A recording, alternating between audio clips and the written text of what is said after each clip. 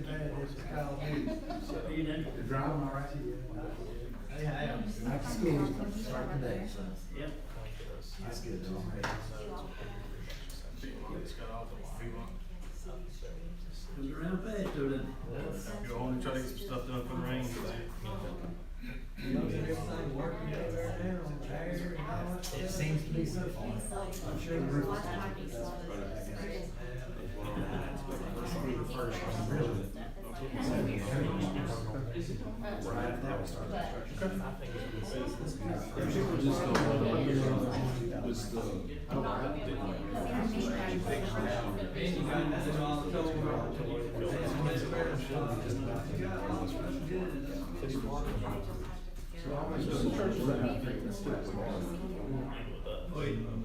Yeah, still. She'll be a flat roof.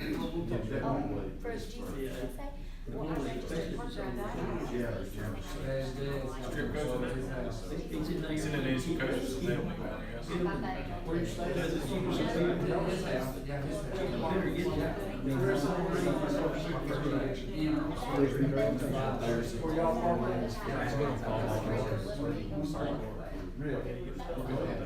I don't, it's not a big with flat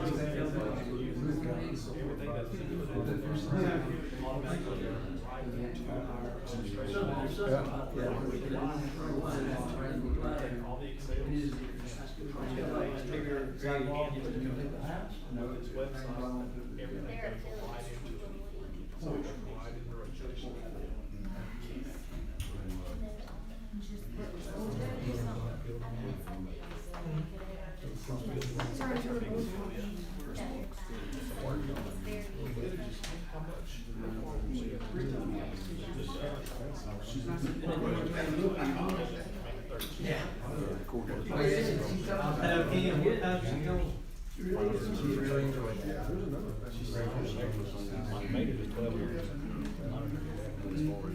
remember growing up.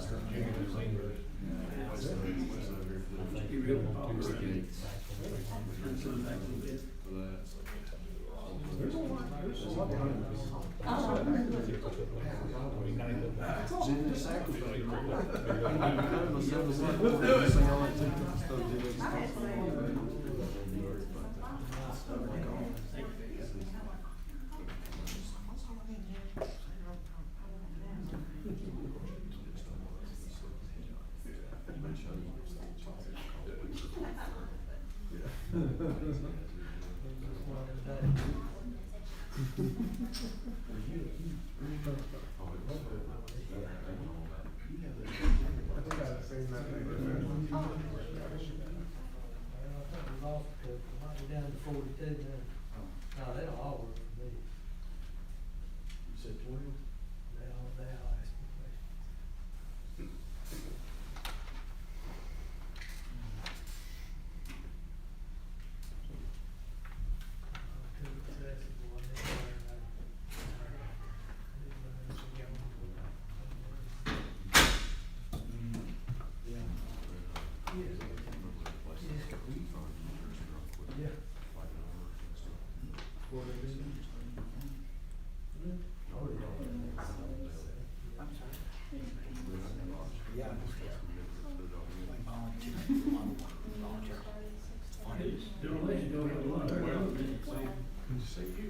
They charge you getting all the ushers, the people who help people find seats. And then also charging people who are selling programs. And then the group. I don't know that. That's true. Okay. All the shirts enhance. Escort him out. Escort him out. I would, but I'm not going to. George and Steve don't go together.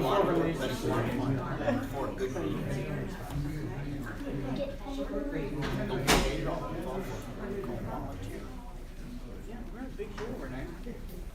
When you become older and don't work anymore.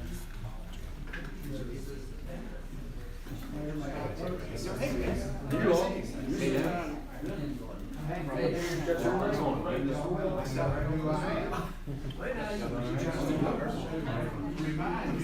Let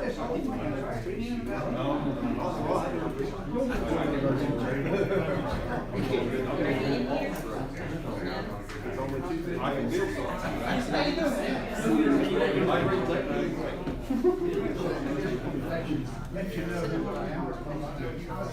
Haven't seen me in a few months. I guess it's staying from only tonight. Steve right here. Oh.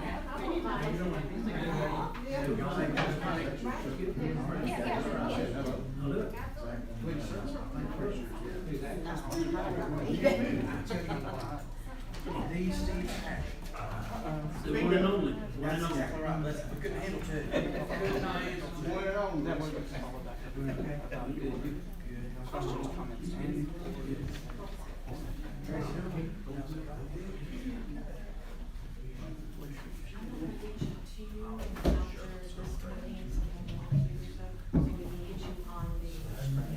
Go on in. Oh, there you are. I see the shirts, and so I'm thinking, where's Fred? Fred's here somewhere.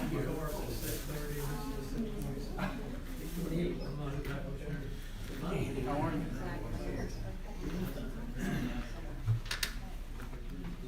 Boss man ain't called the story yet.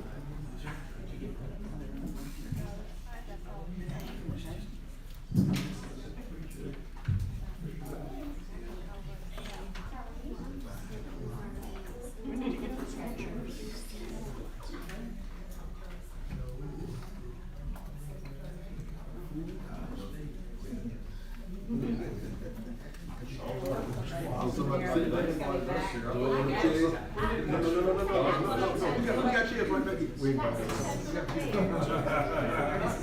chairs.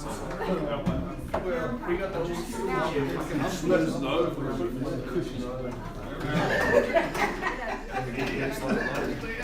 Sir, there's a chair right here.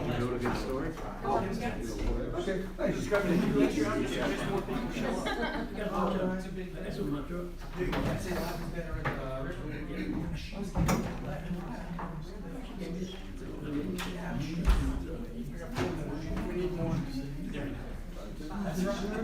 Pardon me. How are you? I'm doing great. How are you? I'm just fine. Good to see you.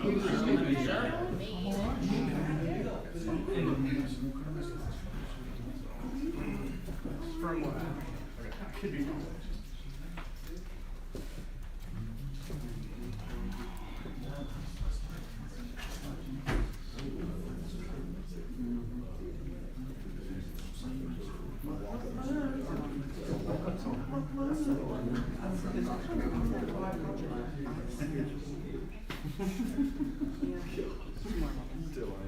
For 6 ideas. Every day. You know, when I start walking out, go walk. Paul and they understand why I get smart.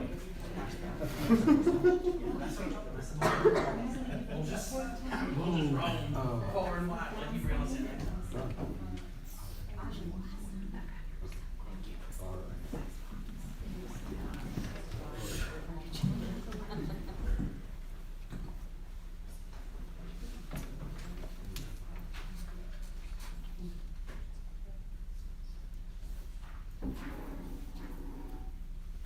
All right, we'll call the August Town of Bowling Springs Council meeting to order. Welcome, everyone. Always good to see people in the community come out,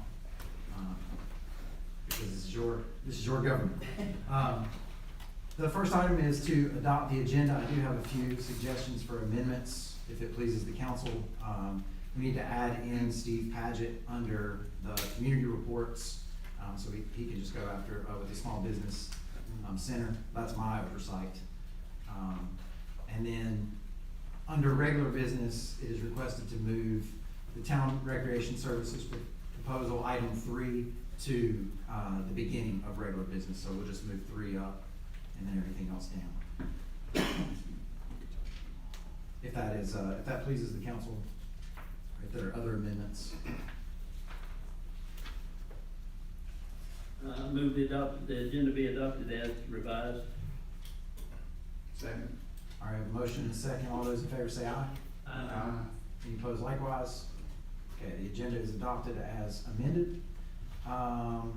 So we go to community reports. We'll go with the Garden Web, Mr. Evans.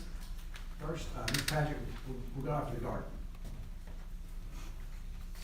Well, good evening, everyone. I missed you guys. It's been forever. A lot going on this month. In no specific order, but all in the month of August. We have reopened our CAF. If you haven't seen it yet, our alums, you need to get by and see it. Come by, have a meal. We will do a ribbon cutting and grand opening on August 21st. So we invite you to join us at 11 o'clock for that. It'd be a great time to come in and taste the food and see the new facility. Aaron Cole concert at the Brinkley Amphitheater on August 24th at 8 p.m. Gates open at 6. Join us for that. Our fall sports are beginning this week with women's soccer, host an exhibition with Furman, I believe it is. And then next up is football season is starting. And so on the 29th, we have a blackout game against Wofford coming in. Join us for that. But then right before that, we have a first ever Victory Day celebration where we're partnering with the Special Olympics. North Shelby School, and everyone is invited to come out and support that. That will begin at 7:30.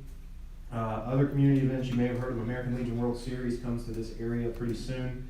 We have an education night on August 16th with them, where we'll have our marching band, cheerleaders, Coach Reiser's throwing out the first pitch for that night. So really want to support them and support the education night there. And then the last thing, if you didn't know, students are starting to come back. Move-in day for the masses, we have some students back already, but for the masses is on the 17th with classes starting on the 21st. So all of that in the month of August. So thank you guys for the chance to be here. Thanks, sir. Update from the community garden.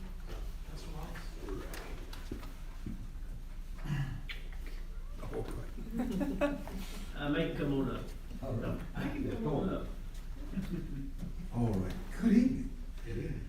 We're grateful to God for this day and for how He has been blessing our community garden. And I'm grateful to our town manager, Zachary. We express our appreciation for his prayers and the rest of y'all, if you were aware of the passing of my mother-in-law on last month. We thank you, but on this evening, we're going to have Allison Ellis and Misha to kind of give you the updates. Amen? Yes. You sure? Yeah, I'm sure. I'm fine. Misha. Oh, just gonna be Misha? Yeah, just me. All right. Allison, okay, all right. Where can we go? Okay. Okay. So, I not really know what we do here, but I can talk about community garden Right. and what we do in this year. That's right. Okay, That's, thank you. sorry. And I just season worker, only 3 months I have on the community garden. And for that 3 months I have like a experience there, and I saw a lot of people who be there, new people who want to learn how grow up something, how work with seeds, how work with soil, and that, like our community garden, that's really good part for how this have talking, working together, make a really community part with people, so people learn something, people can tell what they need or what they want to take something. Right. So, what are we doing this year? I don't know. This too much to talk. No, Okay. All right. We've been distributing at least 10% of what everyone is growing. We ask everybody to commit at least that amount. And so there are a couple of senior complexes there in Shelby that there is an organization that they are fixing meals once a week, and they are giving meals to these families. So we're in support of providing them with vegetables. As far as that's concerned, we've been distributing through our commodities program to the community as well. And some of the other churches that are a part of, you know, members within those churches, you know, being able to receive. We have had great support continuously. We thank the town of Boiling Springs for your support of the garden. We're grateful for Garden Web and the wonderful support that they have provided through the students there. And also we have the, I'm trying to think of it right now, Shelby Mission Camp. Shelby Mission Camp, they have provided, last summer and again this summer, you know, a lot of help and support, you know, for the garden. And we're grateful that God continues to allow interaction with so many people within in the community. And we've had quite a number of interactions. And we give you this, and we'll maybe conclude with this. That 260 volunteers that have worked in the garden thus far this year. Amen. Yes, it is more than 40% more than last year. Yeah, so we're grateful that things, you know, they continue to grow. And just thank you all for your support. Let me say something.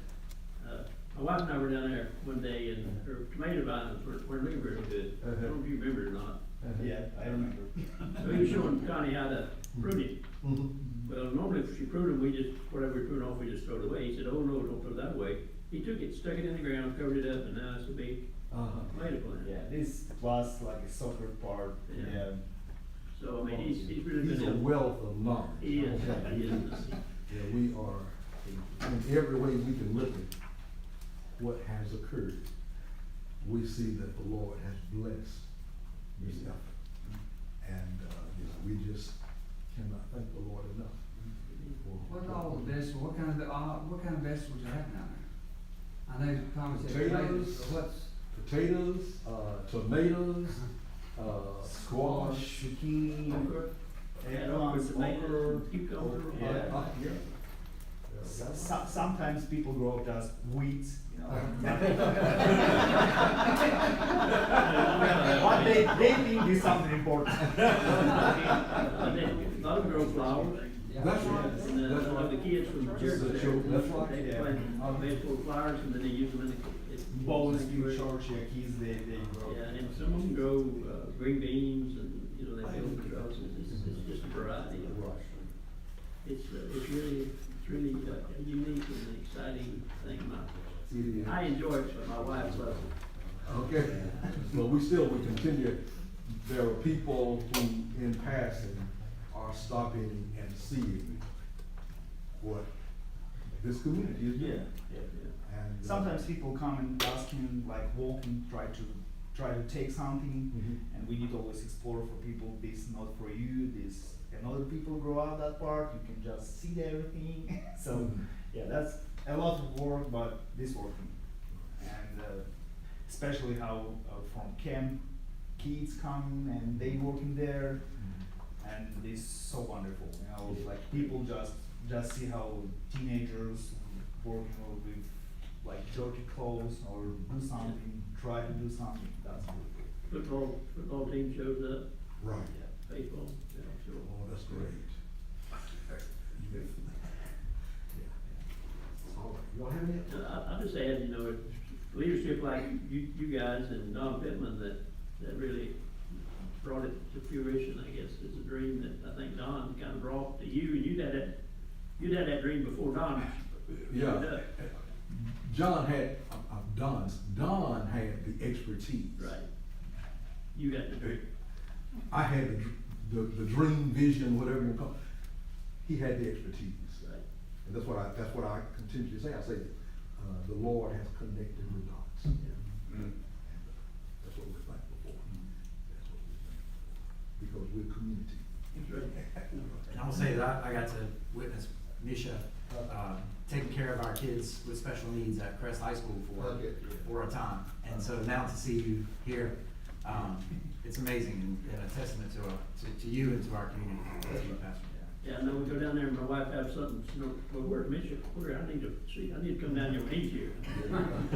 Yeah, we try to make like a net between like a coworker on the Cold Spring Community Garden, so we send the message, we try to be fun for everything. So, because now at this time, if you're not fun, you will start crying. This is the best way. Thank you, Jim. Thank you, appreciate it. Mr. Patch?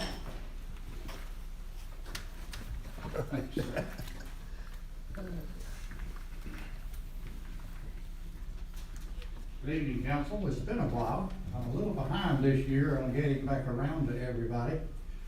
But it's been an interesting year, and the last 2 or 3 years have been very interesting in that COVID was a nasty thing that happened, but it seemed to have boosted the interest in small business.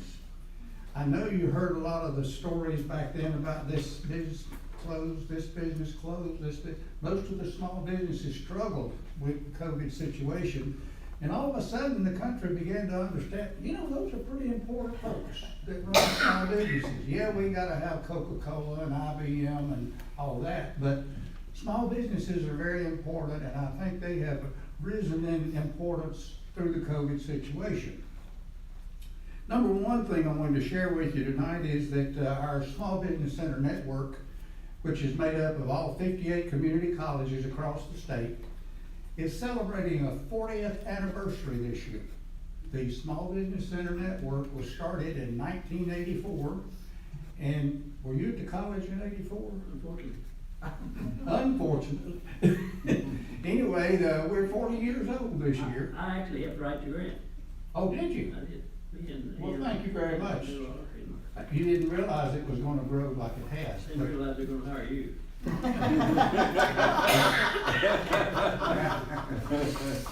Good to see you It's too. all tongue in cheek. He does a super job, and he knows, He's one of my favorite friends. You can imagine what my enemies think. Anyway, as I was saying, we're 40 years old this year, and we feel like that we've made an impact on the state of North Carolina economically. Read something a couple of months ago about North Carolina is the #1 state in the country for economic development, and I feel like that maybe the Small Business Center Network has contributed to that because we help people start and grow small businesses, and I'm still at it. Been 9 years now, and starting on my 10th year there, and I just enjoy every time that I get an opportunity to meet a new person that wants to start a business. It's an educational opportunity for me. I have all kinds of folks come in, some of them with some pretty weird ideas, but I gotta tell you one real quick one about a lady that came in and she said, I wanna organize my business a little better. I've been doing this, but I need to get registered with the Secretary of State and the IRS and the North Carolina Department of Revenue, all that. So I said, yeah, I'll be glad to help you. I said, what kind of business do you have? She says, I manufacture ecological, biodegradable caskets. I said, okay.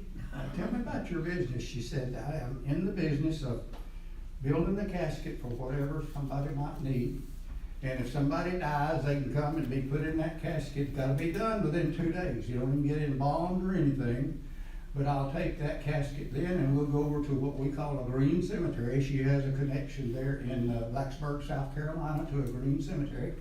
And she manufactures caskets and urns where you could put the ashes if you wanted to. And they degrade into the environment. And with all the environmental things going on in the world, I thought, well, you know, that's not such a bad idea. And she made it clear to me that if you die, you don't have to get a casket. You can be buried just in a sheet. But the sheet has to be pure cotton, because it has to disintegrate too. See, I learned about these new kinds of businesses that I had no idea existed, and that's what makes my job so fun. So keep sending me referrals, and I appreciate everyone you send to me. Thank you very much. Thank you, sir. Anyone from the public signed up to speak on an issue not on the agenda? Okay. Very good. We'll move to the consent agenda. There are 3 items within the consent agenda? Has council had a chance to check those out, and if so, is there a motion to approve?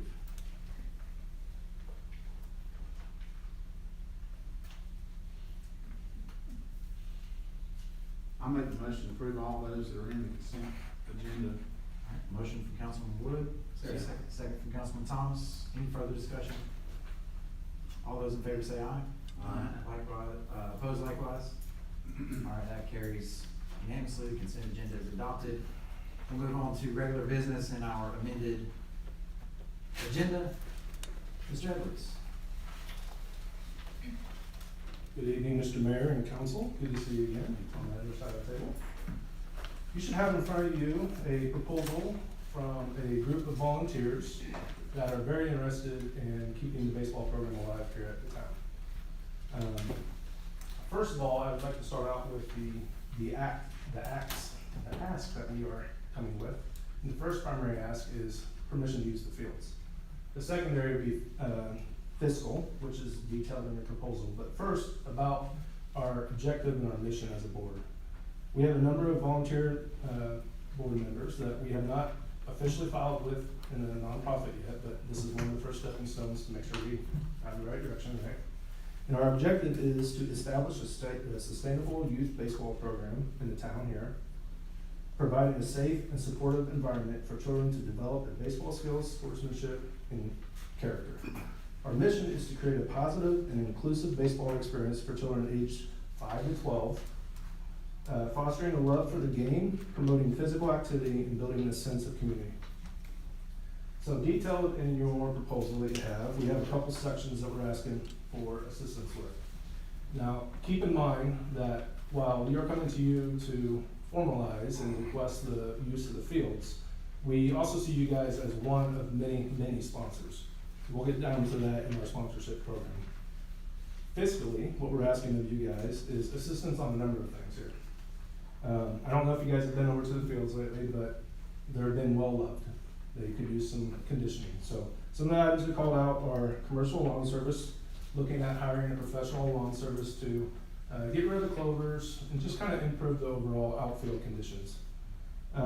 Infield improvements. The fields are due for some fresh dirt and reworking. So especially this 5-6 ball field or machine pitch field, it grows a lot of weeds during the spring. So it could use some tender love there. Fencing, foul poles, and dugout improvements. The infrastructure itself, it needs some tightening up. We could use some fresh paint on the dugouts. The 7, 8 field could use some new roofs for the occasional pop-up thunderstorms or those really hot days that we're playing. And the foul pole lines, we've discovered that some of the foul poles on the outfield are not in the right spot. So that makes it interesting for calling foul balls over the fence or not.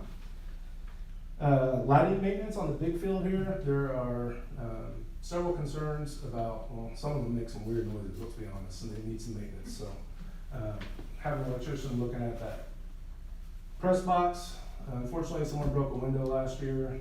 The inside could use a little TLC, could use some paint. We could probably use some new electronics for the scoreboard.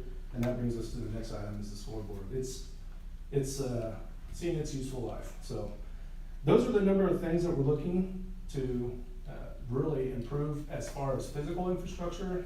We see that as an attraction to local members as well that want to play baseball. If they see our fields, they're like, man, that baseball is always going out of first base dugout or first baseline because there's a giant hole there, or the fence is falling apart, and kids are running into it and get hurt because it's not straight anymore or it's secure. Those are the number of things that we're looking at. And again, we're asking to be one of the many sponsors. We're going to continue to pursue other sponsors should we get your guys' permission to use the fields to support that. Keep in mind, when we go to, if and when we get approval to do those improvements, we're going to ask other sponsors and volunteers of the community to help pitch in on the labor. So I see those as work days. I think the rest of our volunteer board would see those as organized work days. Be intentional, go out and have a day to paint dugouts.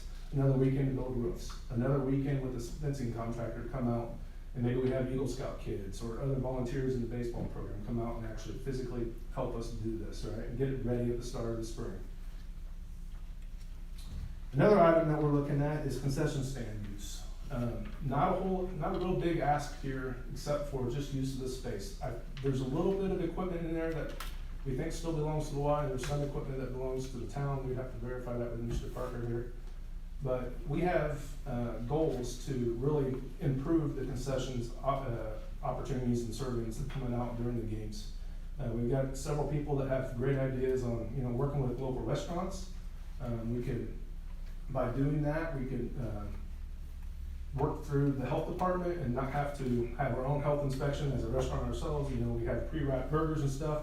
That's also becomes a revenue generator for us as an extra item in concessions, if we have the permission to use the concession stands. Marketing assistance. We don't have a Facebook page yet. We didn't want to get ahead of ourselves if we didn't have permission to use the fields. But we would do a Facebook page, and then additionally, we would reach out to the town and consider looking at like your monthly billings of utilities, putting a flyer in there, providing information to Mr. Parker, the town manager, for posts on the page if that's allowed, on the town's Facebook page, just bringing updates and getting everybody's attention. But our primary one would be Facebook and word of mouth. I will say, it was interesting, we were meeting in the parking lot before we came out, and I can tell you, energy is really growing in town about this, because we even have people that are in softball that said, hey, you have a softball part of this? I'm gonna coach and help lead up the softball part. So there's definitely interest out there.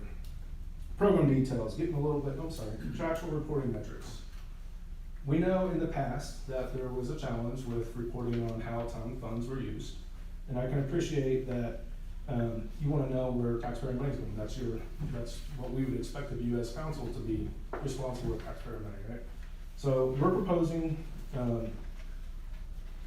a metric system that we would agree to on either a monthly or quarterly cadence, or seasonal, maybe at the start of the season in the spring, middle of the season, and end of the season reports. We talk about things by participation numbers, by age group, sign-ups, closeout, all that stuff. Monthly financial reports of the nonprofit that we would set up if we get approval to use the fields. So that would show income and expenses, total savings, sponsorship revenue. That's gonna be a big one, because you guys are gonna wanna know too, that you are one of many, not the only sponsor of the program. Field maintenance records. If we're gonna ask you to provide funds to help support the improvement of the infrastructure, we wanna show that we're being good stewards of maintaining that new facelift, right? So we wanna create those maintenance records and share those as needed. And of course, incidents reports. We wanna make sure everybody's staying safe. We can't share a whole lot of details, but we can say, hey, someone sprained their ankle really bad and they're being taken care of and they're good to go. We want you guys to know that as a town, that we are working to ensure the safety of our children sports athletes. Moving on to program details. We know that historically, without sponsorship and membership, the previous administration of the program was charging $75 a kid. In our first board meeting a couple weeks ago, that was a top discussion. That is subject to change, up or down, depending on sponsorships that we have, but that's kind of the target that the previous administration was using and current members are familiar with. So while that seems steep, it also includes a hat, a shirt. Some talked about including colored socks to match the jersey, and that makes sense. And we could likely get that down if we get good sponsorships for each team.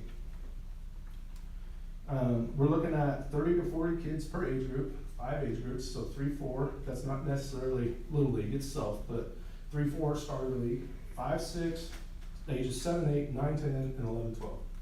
So it would be primarily, girls are welcome to join in Little League, but the majority of the membership would be boys, little boys. Annual team costs, we talked about jerseys and hats for each player and up to 2 coaches. So using that membership fee, it would range between $1,500 and $2,000 based off of the math of 10 or 11 kids per team, 2 to 3 teams per age group, and so on. So we start doing that math, and you can see it really builds up quick. That sponsorships are going to be critical on top of membership dues. We've talked about sponsors several times, leveraging sponsorships for individual and team scholarships, as well as additional program support for items like field maintenance and all the items that we talked about in running a healthy organization, a successful organization. We're also gonna look at grant programs. We have a Little League district representative here that's informed us this afternoon, just before this meeting, of a couple opportunities to get grants for help with the scoreboard. Also, like T-Mobile provides grants, and some of our other board members had other connections at other significant sponsors like Coca-Cola, Little League, MLB, Dick's Sporting Goods, all those. We're considering all those major corporations that have scholarship programs and sponsorship programs already in place. It's just a matter of actioning people to go chase them down, right? So we are in the board considering long and short-term goal planning too. We would eventually like to expand on age groups. Girls softball, as I mentioned before, there's already some excitement there and interest there.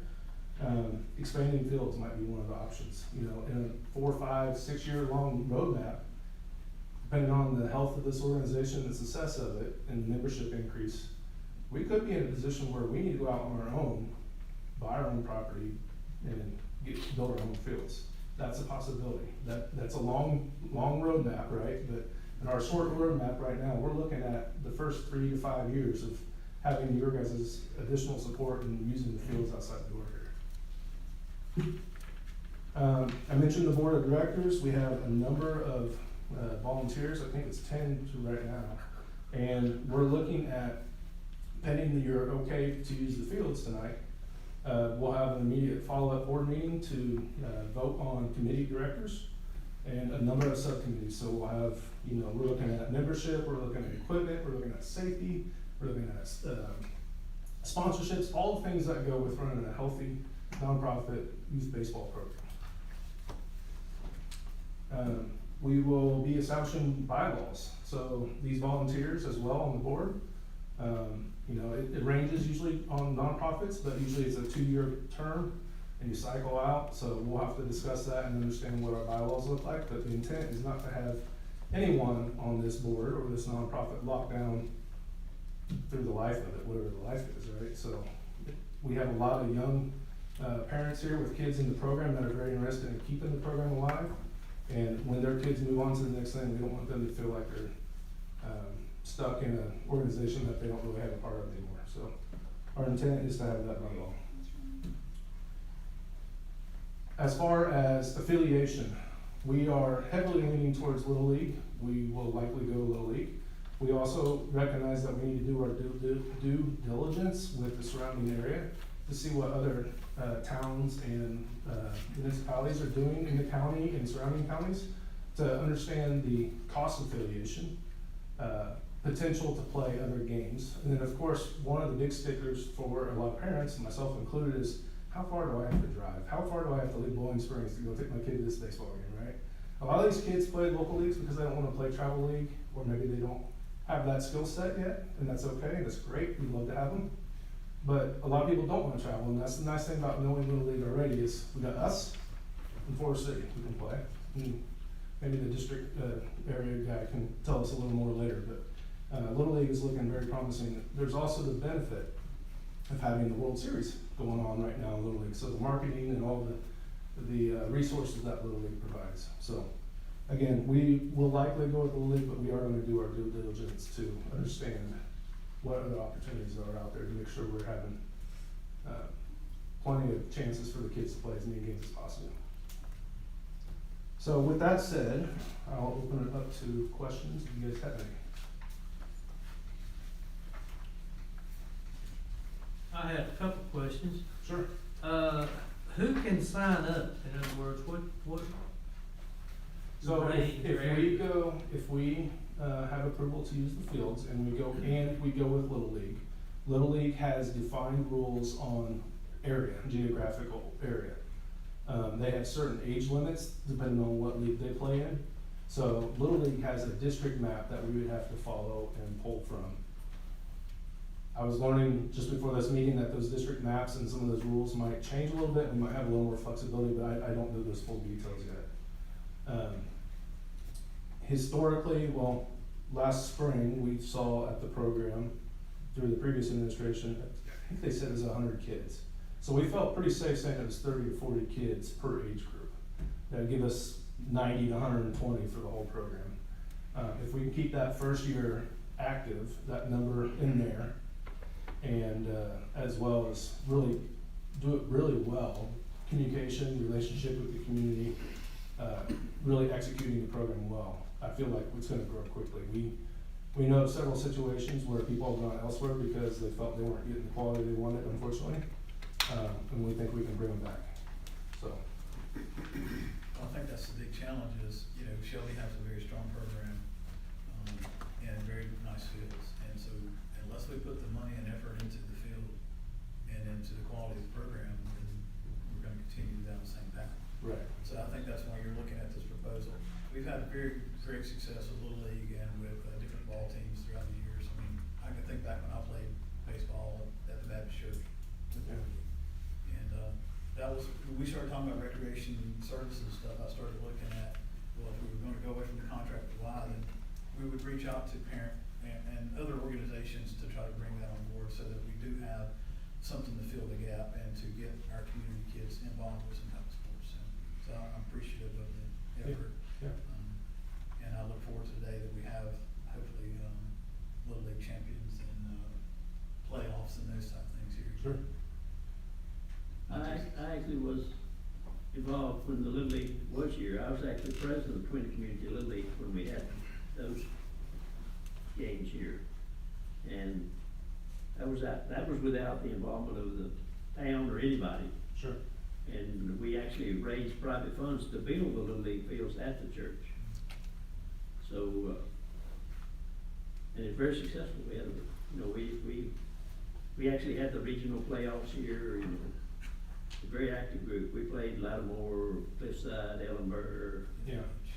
I think we're very fortunate with our list of volunteers that we have, because many of them, unlike me being a transplant, have a lot of connections to many of the churches. I driving around town, you can see them, right? Like there's a baseball field back there, or some sort of baseball or softball field. Maybe need a little love, but opportunity there.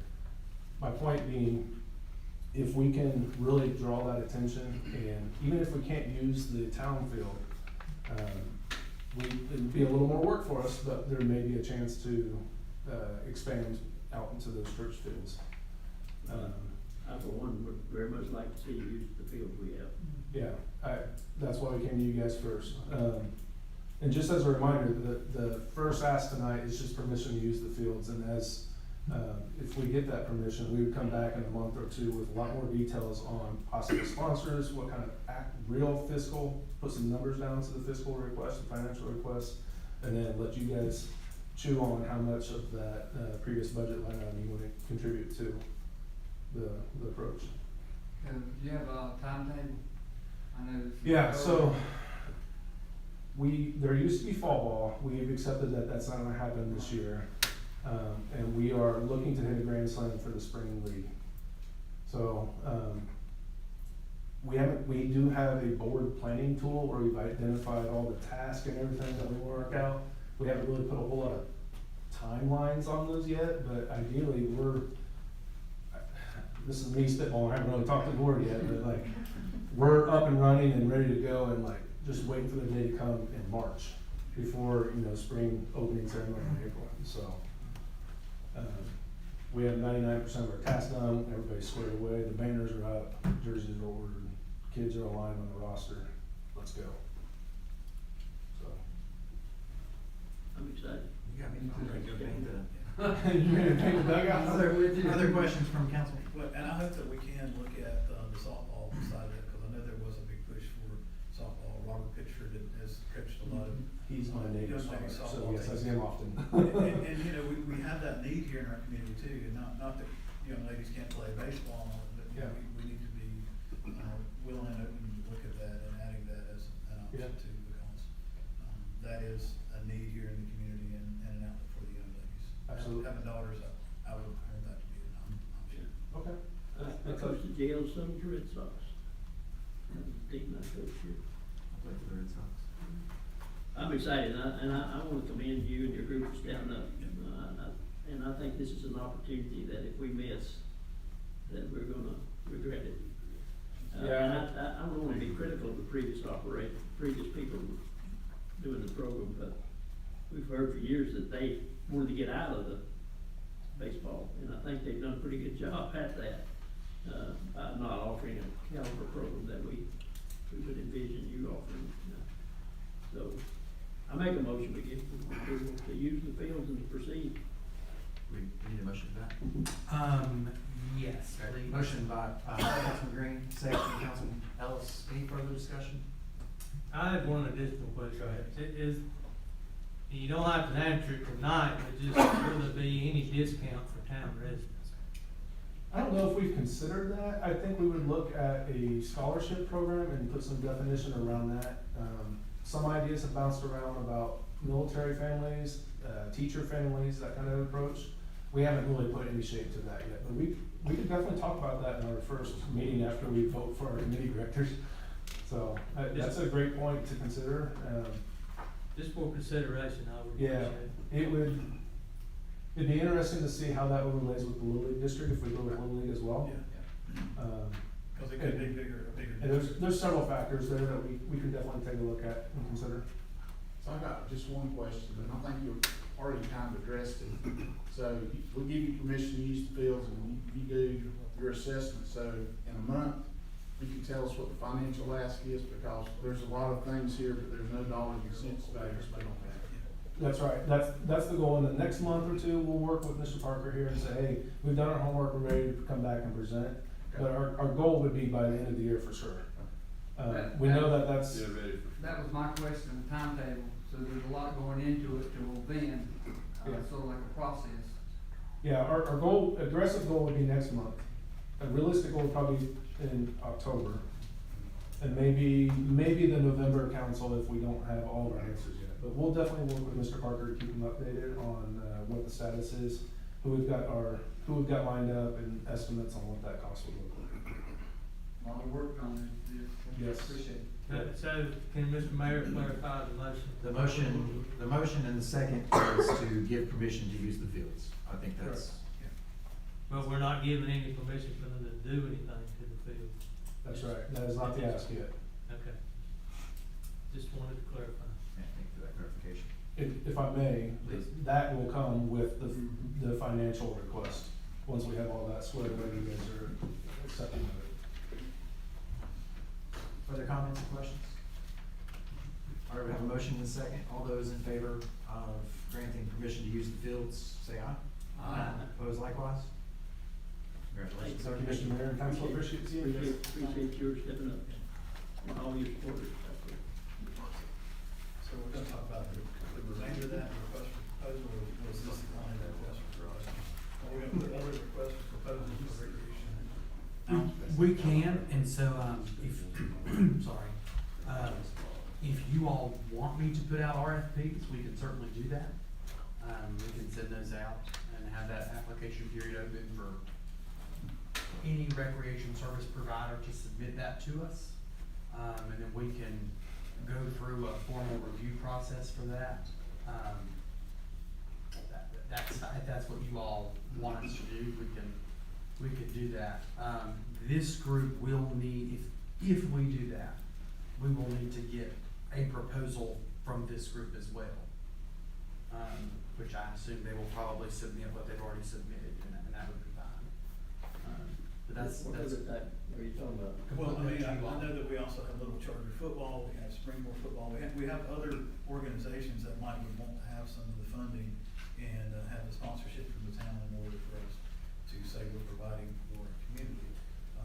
I know those are usually through the parent organizations and those type of settings, but it might be another group of individuals that say we want to do a softball proposal or a soccer proposal or something like that.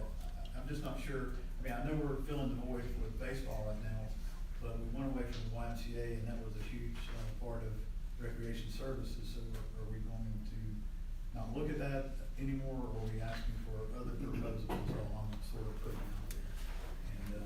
And I'm good with the proposal from tonight, but I'm just saying, do we get other proposals to consider those and how do we do that? If we put out a proposal for soccer, what are we gonna play? Well, I mean, we have a field that could be multi-use, but if they're using it for baseball, then it needs to be for baseball. So, I'm not opposed. I think this one is one that we can address. You know, we have the facility here. You know, I think down the road, if we want to really get it, I know, I I saw today where the Wives advertising for volleyball, so I think they're not totally out of the sports. I think they just wanna pick and choose which ones they have, and I think, I won't say what I think. Usually do those, So if we issue an RFP, what I'm gathering is we would put baseball in there, so that this would be fine, we could set it aside and check the box for baseball sports. My understanding is the Y is gonna do volleyball. My assumption is they're going to do basketball, because they have that facility already, I don't know why they wouldn't use it for basketball. That leaves soccer and flag football. So even if we open it for a request for proposal, the YMCA could submit a They proposal could. saying that they want funding for volleyball, funding for basketball, Mhm. so that we could look at some type of other agreement. Yes. In a limited, much more limited capacity, but still serving different types. Yes, sir.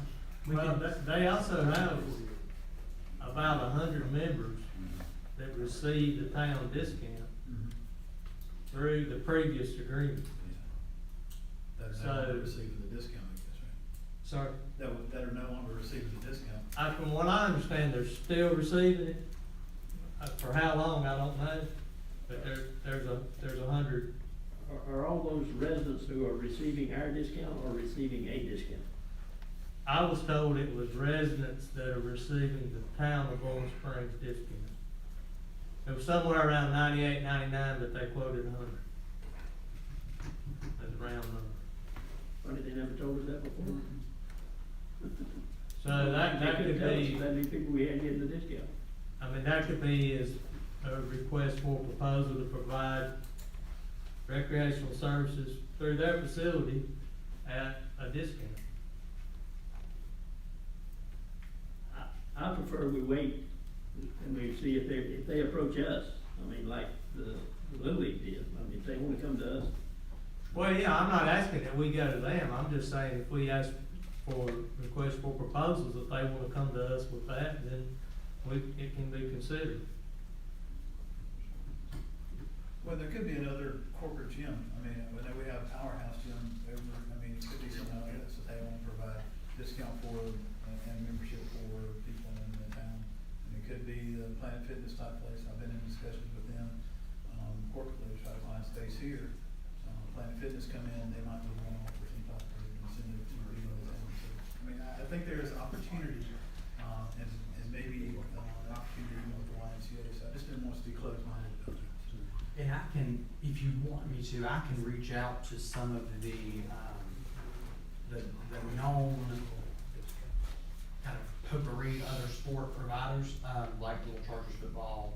Springmore Elementary had an affiliate group, but they play in Mooresboro now. I can't recall their name.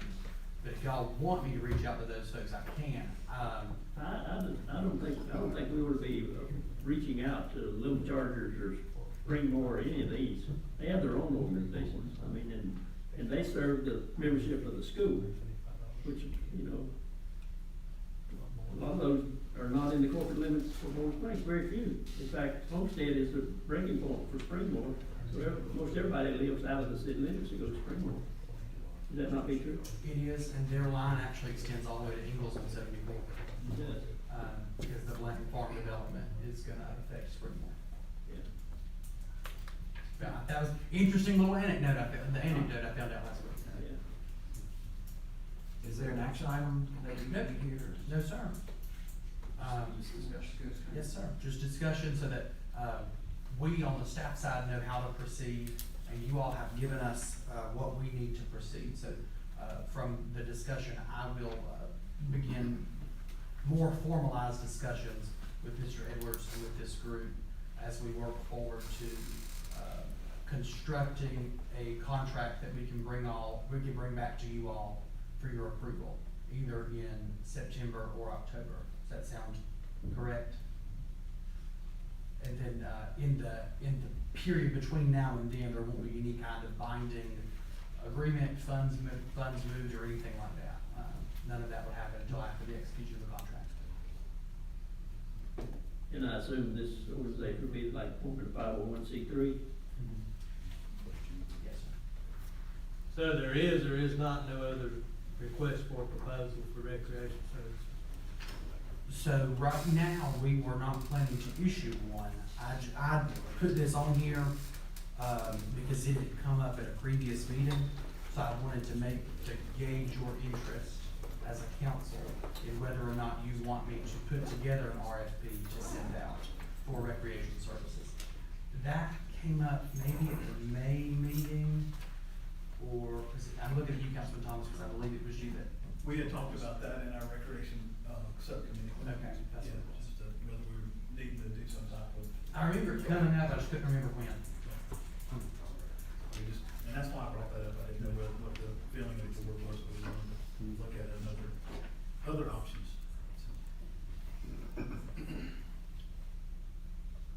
That's fine. I'm still not satisfied, cause I don't understand what we're doing. So I think right now, moving forward, the guidance that I've received is that we'll move forward with, I will work with Mr. Edwards and this program, which will become a 501c3 for baseball services only. And then if council wishes for us to put out some kind of RFP that says recreation services specifically, soccer, softball, whatever that is, we can do that as well. You all just let me know if that's what y'all want to do. If there's interest, I don't know if there is or is not. And I still think the recreation subcommittee, if that's what we're being renamed now, that we continue to work on those items and bring some things back to the board for consideration. And maybe that's where, there are other requests or proposals that they come through this, on that subcommittee to the board.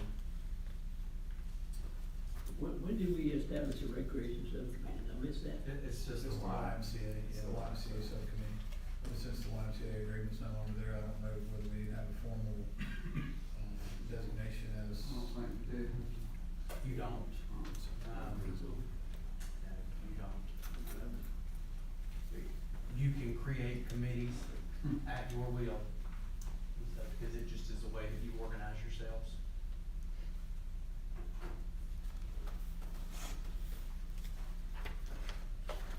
Any more questions? That's good. All right, Lima Street, Mr. Parker. Yes,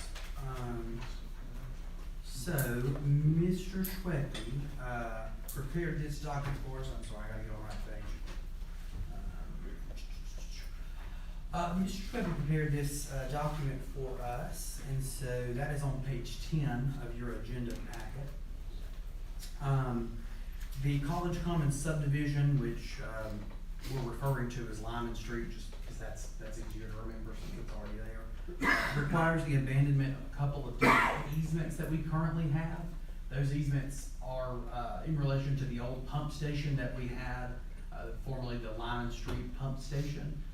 The reason we need to abandon those easements is because the developer hopes to build houses on top of where the easements are.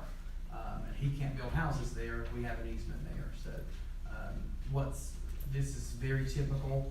Typically would have been something we would have included in the consent agenda, but because we didn't actually have the resolution for you when we sent it out, we wanted to add it here. You can see here the resolution where, Ms. Holland has noted the 9 areas that are gonna be affected, and then you have a copy of the deeds and the plat recordings from the Register of Deeds office. Mr. Schweppe is going to also prepare a quick claim deed that, we will execute when we have assurances from the property owner that, from the developer, that he's actually going to purchase the property and build the homes. And so, the reason that we need to have that legal indicator in there is if we abandon the easements and then the open field sits there for the next 15 or 20 years, we no longer have those easements to maintain our sewer lines. And so we don't actually give them up until they're ready to break ground and they've actually started the process of digging them up. That's the legal instrument Mr. Schweppe suggested. And if there's questions on that, we're happy to hear them. Questions or comments from council?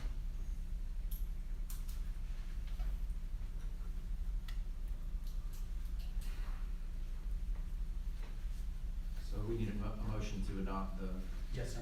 The resolution. is there a motion to adopt the resolution? Based on the recommendation of our attorney, I move we adopt the resolution. Motion from Councilman Green, is there a second? Second. Second from Councilman Thomas. Questions, further discussion?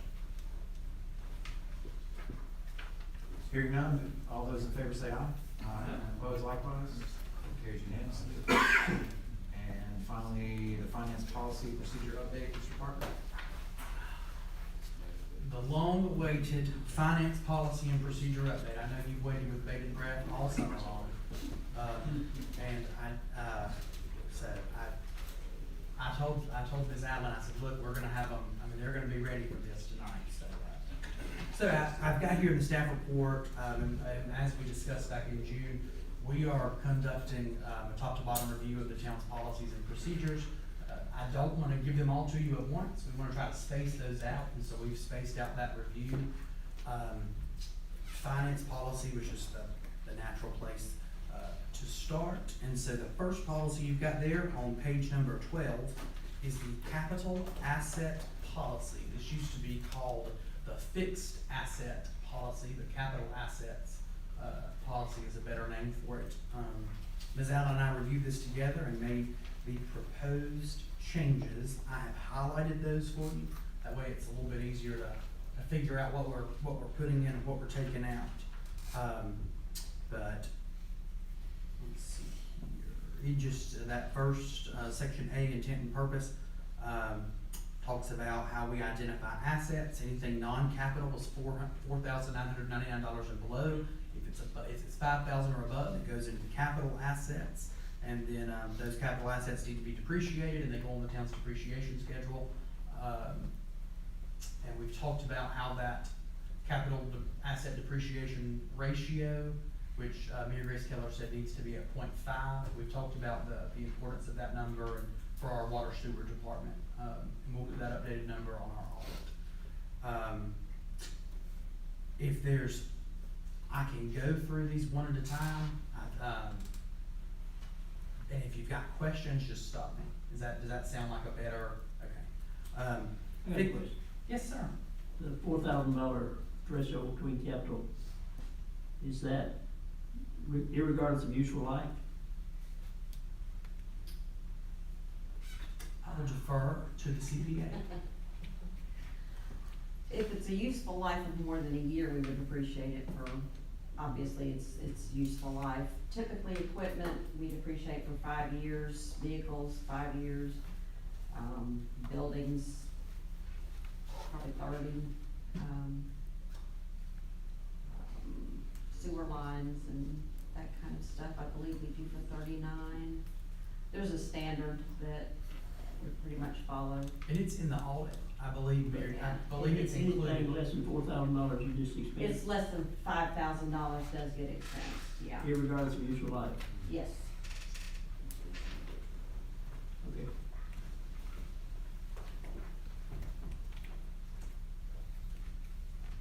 So, what will be the new section B, fixed asset record keeping process.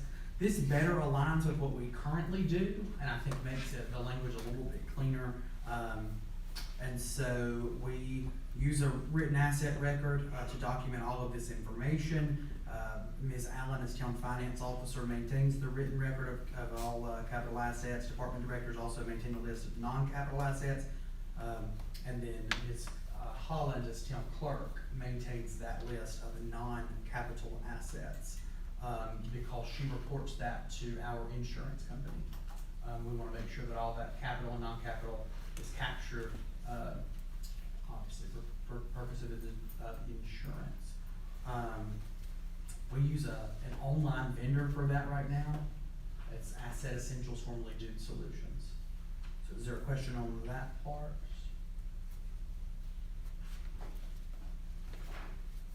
And then the next page on 13, very last line there, wanted to add a section 2 that says department director shall annually review their individual department's asset registry and ensure its accuracy. So, thought that we need to put that in there, have that frequency. And as a point of clarification, Mr. Mayor, we can approve all of these at one time. So unless council wants to do otherwise, we can approve them in a slate, if that's fine with you all. So then moving on to the cash management policy. The cash receipt section did not change. B, revenue spending plan, we cleared this up a little bit because all of section B is our revenue spending plan.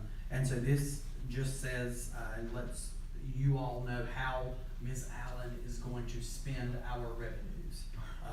So section B, the finance officer uses resources in the following way. And so when we have funding and we need to purchase something, Ms. Allen will first use any money from bonds, second, any federal funds that we can use, third, any state funds we can use, fourth, local non-town funds, and then fifth, town funds. And so then if we're having to allocate fund balance, we will take it from the most restrictive use to the least restrictive use. And so we would use restricted fund balance and then committed fund balance, assigned fund balance, and then unassigned fund balance. And the final sentence there that says the finance officer has the authority to deviate from this policy if it's the best interest of the town. That's not a new sentence, but it's in a new section of the policy. It used to be at the very end and we moved it there under B. And then operating supplies will be maintained at a minimally appropriate level or at minimally appropriate levels for operations in order to increase cash availability for investment purposes. We don't keep extra supplies on hand because we want to keep as much money as possible in the bank so that it's earning a high rate of interest. Because we want to maximize what is in the North Carolina Capital Management Trust so that we get the maximum amount of return. Any questions on B, revenue spending plan? Okay. C, cash management plan, we changed it to finance officer. The cash management plan is attached in this policy as Appendix A.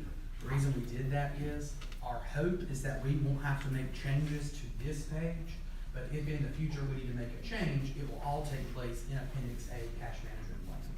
Does that make sense? So then on page 15, the majority of the cash management plan stayed the same. We didn't have substantial changes. Under A, deposits, we changed the word finance director to finance officer. The official depository shall be approved by the town council of the town of Boiling Springs. That's always been there, it's just in a different section, and that currently is Bank OZK. We again changed the word director to officer. 16, page 16, number 2, cash disbursements A, accounts payable. Dual signatures are required for town checks. Electronic signature of checks is approved. That has always been in the policy, but we moved it there from the accounts payable section because it made more sense for it to be there. We currently do that. Only payroll's direct deposit. I don't like electronic signatures because I'm an old person, I guess. I don't like that. So I like to sign all of them. That way I know that we signed them and I remember roughly.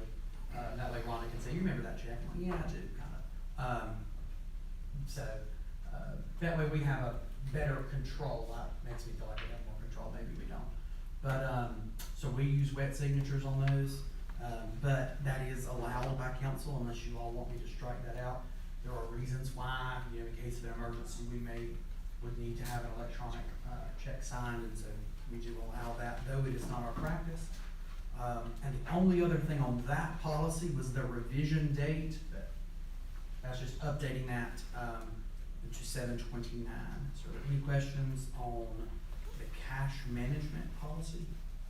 How is that electronic signature processed? I mean, is that done through Adobe or what? Honestly, we've never used it. If I'm not mistaken, this part was added, that sentence was added when we got, I'm not sure if it was this last software package or the package before that where we could use electronic signatures, but we don't. We have never used electronic signatures for checks. And I think that's just remained there in case we ever did move to a software that did allow for it.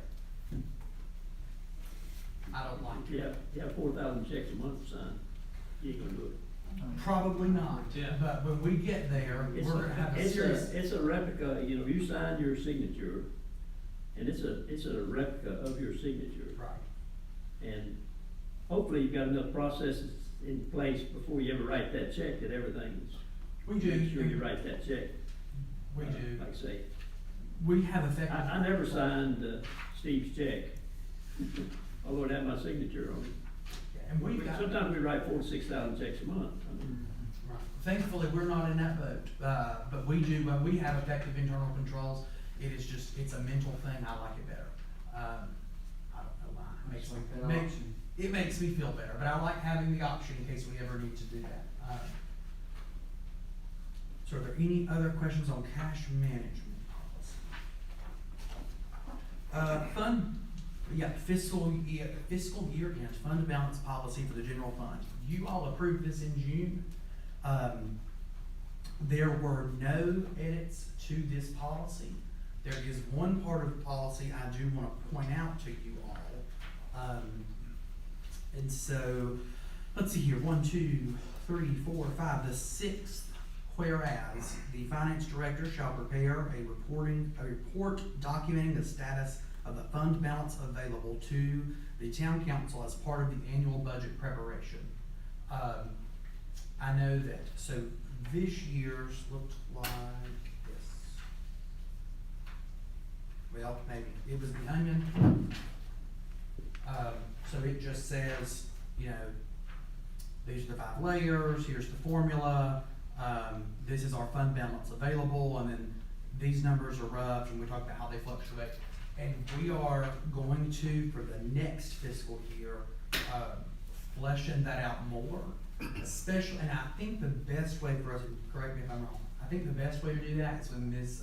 Keller comes with the audit, to make sure we stop and look at that specific page, because it breaks down every section of our fund balance. And that snapshot in time is the most accurate. And so, you know, those numbers do fluctuate. It's not, I think Ms. Allen would agree, it would be a lot easier if we just had a savings account and we could just move money over and we knew what the number was. But that is not, unfortunately, how it goes, because even though it's the beginning of August, we're still doing the sifting at the gem mine to weed out some of our expenses from last year. And Rhonda's worked diligently to get that done. But other than, is there anything else on that policy specifically for fund balance? I wanted to bring it back before you all, since we were doing the other ones, just to see if there was anything new to update.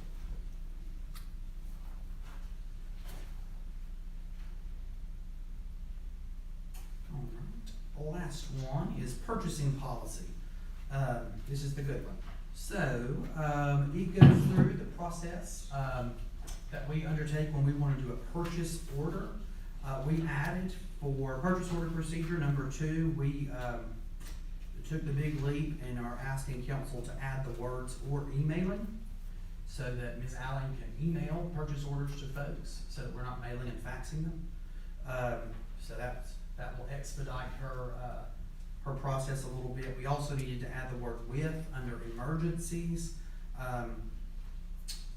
Emergency purchase orders are a tricky thing, and so that's why there's that bolded section that says lack of planning is not an emergency. Because there are few cases where a purchase order is an emergency. You know, we need to paint today is not an emergency. So we've not had that issue. So page 21, which is the second page of that policy, goes through informal and formal bidding. All of that comes directly from state statute. And then the same thing on the last page there, all of that comes directly from state statute as part of the formal bidding process. The only thing I would note in the purchasing policy as a matter for discussion is something that I have noticed, and I did bring it to Ms. Allen's attention, and she said, well, yeah, but, you know, she did, well, sorry about it. She didn't, it's one of the Rhonda things. She said, no, it's fine, don't worry about it, it's okay. But I do worry about it. So the purchase order limit, So on page 20, under purchase order procedure, processing, the finance officer will issue a purchase order. B, all purchase orders that exceed $500, including shipping, must have a purchase order. All purchases, I'm sorry, that exceed 500 must have a purchase order. Would council be willing to increase that amount? And so right now, if I go to the store to purchase something on my P card and I'm standing in line, and it's gonna be $501, the policy says that I'm supposed to call Rhonda at the town hall, and she has to give me a purchase order document to affix to that, to get on her side, to get all that documentation ready, just so that I can put it on the receipt from the hardware store where I just had to buy all this pipe or whatever else I'm having to purchase. The internal controls exist without that purchase order document because our P card process is robust. The department director signs off on all of those. I sign off on each of those purchases as well. And then Rhonda makes sure that they're allocated to the correct line item. So aside from the purchaser, there are 3 sets of eyes on any of those P card purchases. Because our purchase order limit is at $500, it is my opinion, but it seems to add redundant work to Rhonda, who is a one-woman finance department, especially in light of recent inflationary pressures that we do a lot of purchase orders because spending $500 is not difficult now. It's not a hard thing to do. Is there a number you have in mind? We were going to suggest 1,000, but I think Rhonda would probably take whatever number you all are willing to give. I personally wouldn't go over 1,000, and so Let me tell you what they do. In most state agencies, it used to be $750. It was moved to $2,500 a couple of years ago. Right. And that goes up to $5,000 if it's on the state term contract. So, yeah, it was expanded.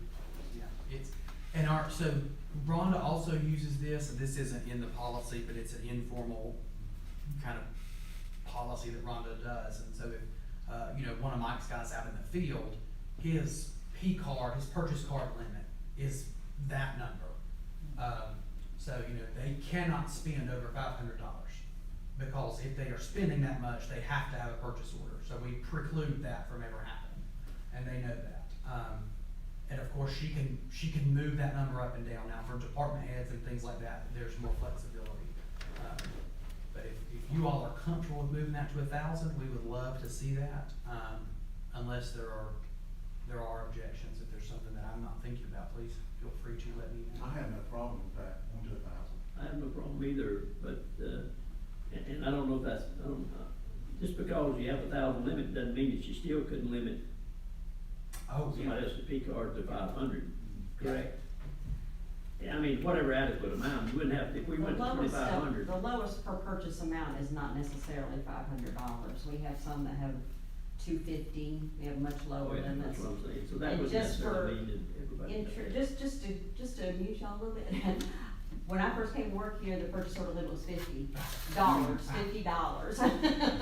And you used to have to handwrite them. Another question, do you ever use blanket orders? Never have used a blanket purchase order, no. I know of them, but we've never really had much of an occasion to use one.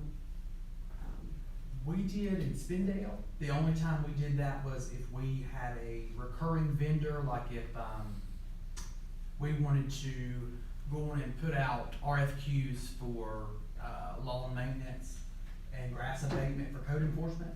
We would issue one blanket purchase order at the beginning of the summer and pick the vendor, and then we would operate under that purchase order all summer long whenever we sent them out for code enforcement violations. At the college, we use them a lot, like at Lowe's, but I mean, only certain people could go and use that blanket order, and once they exceeded that blanket order, then they had to come back in. Another didn't mean didn't have to bring their receipts and everything back, it just kinda made it a little easier for them to be able to I do had their used job. them at one time for lime back when the wastewater treatment plant was purchasing them regularly. It's been a long time since That's I've just used the them. thought, but I think $1,000 is too low. It'll just make your job a lot easier. Yes. I have no problem raising it higher than that. I mean, how many P cards do we have? I mean, department heads are,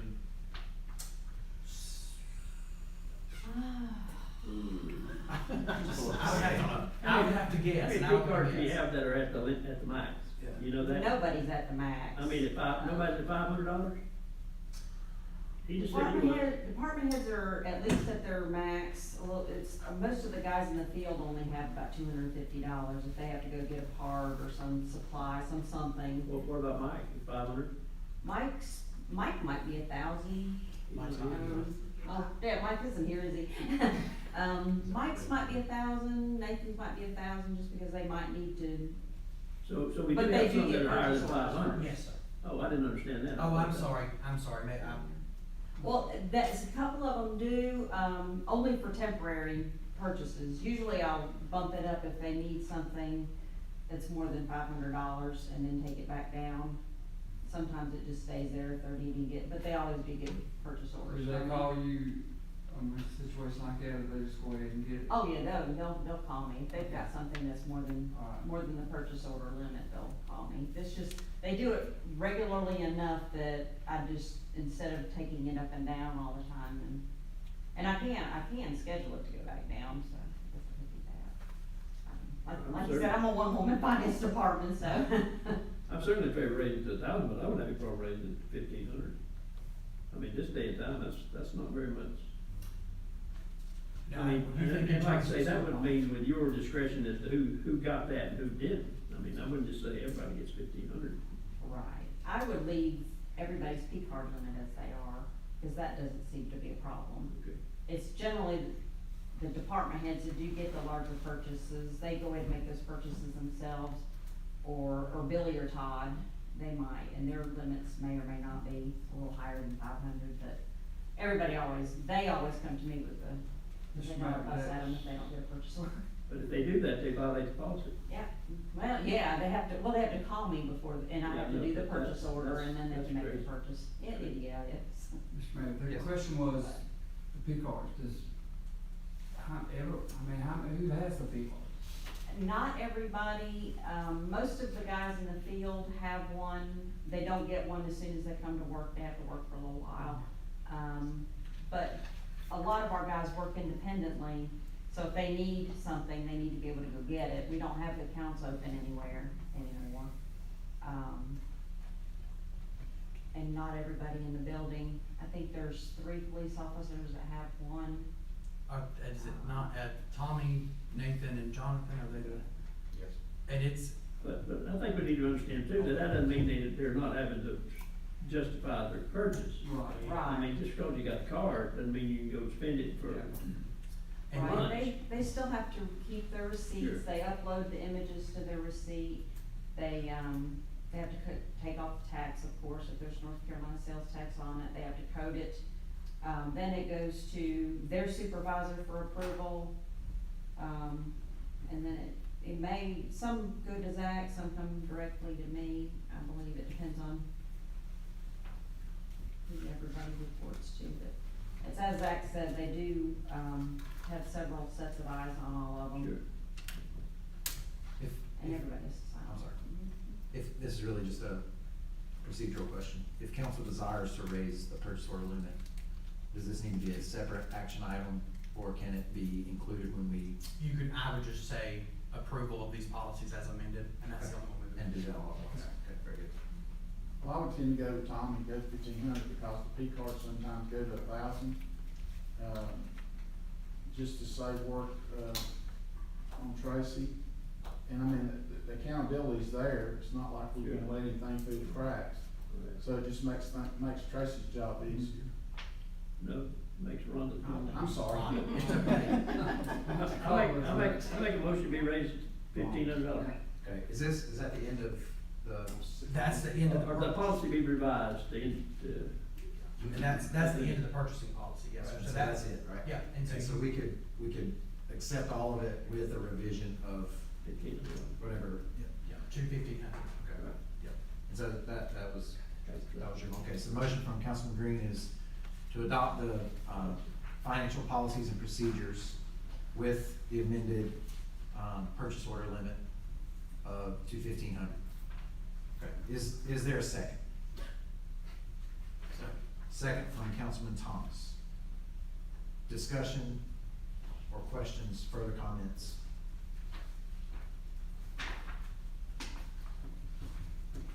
Hearing none, I'll call the question. All those in favor say aye.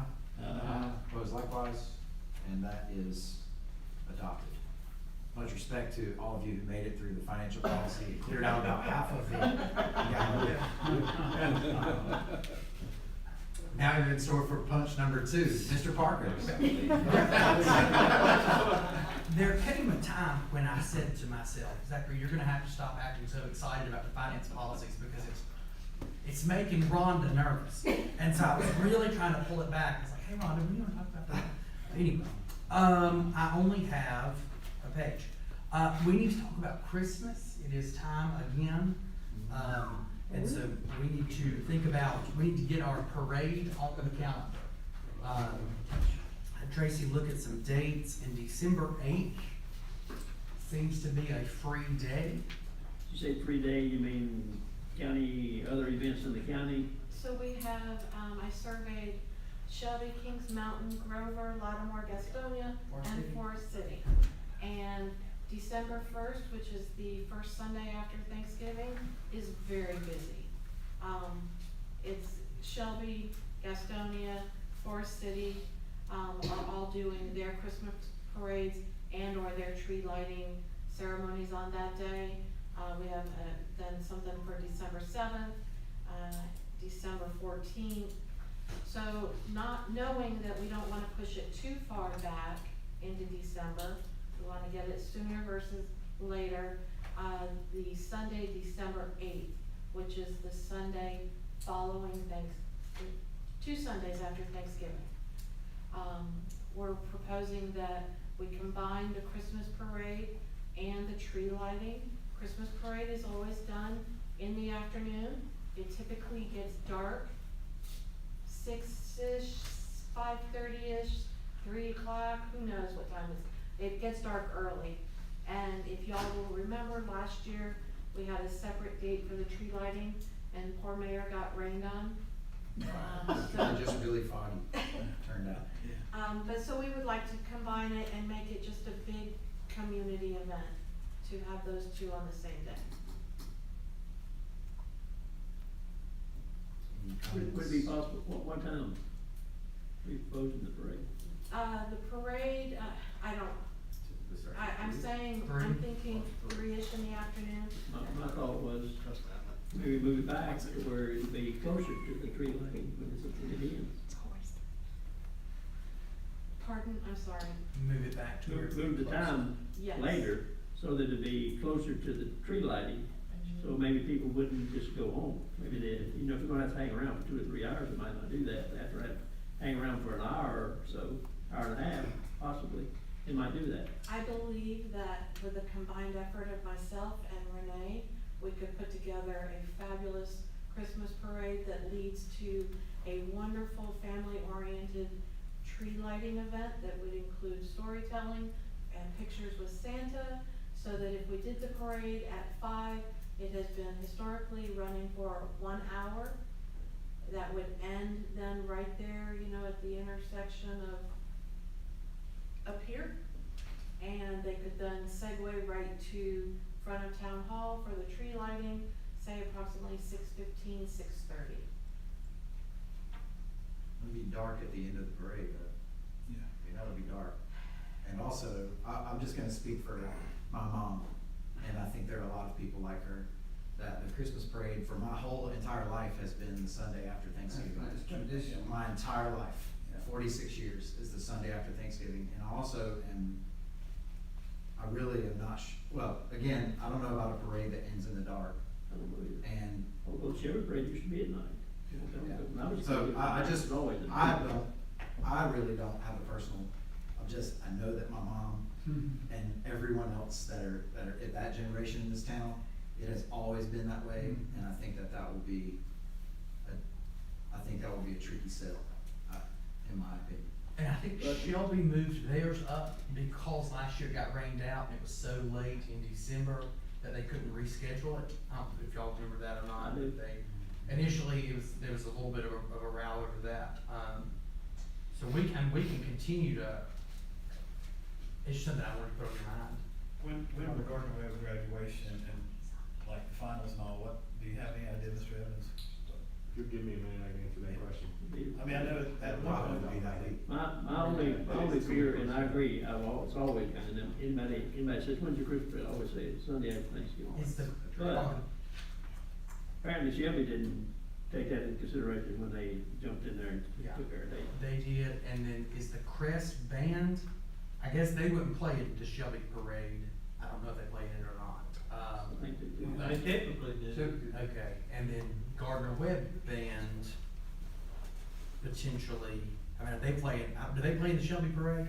Clearly I attend the Shelby Parade. What about and like the Shriners and things like that, we'd be Yeah. competing with them, and although I agree with everything Daniel's saying, I think if we have it that day, and they, all those others continue to have theirs, then ours would suffer.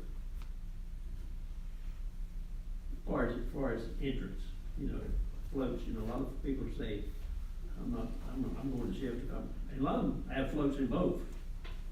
Well, I did receive a couple of calls over the last, 2 calls over the last 3 weeks from potential participants in the band, and they were wanting to know what our dates were, because they've also already committed to Shelby and Forest City. Yeah, that's things really, they just come in there and Yeah. prepare date. And we need to book the float. That's the immediate concern for me, sorry guys, but that's my focus, we need to book the float. So that Santa has something to ride on. You can walk. You run golf cart. Yeah, we can ride him in a golf cart, that's exactly right.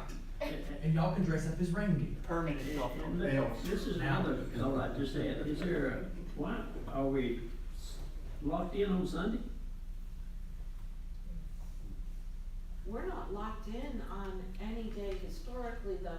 Like the mayor said, it has been Oh, I know. the Sunday. I know, Yeah. and somebody asked me the other day, I said, well, ours is always the Sunday after. We're not locked into anything.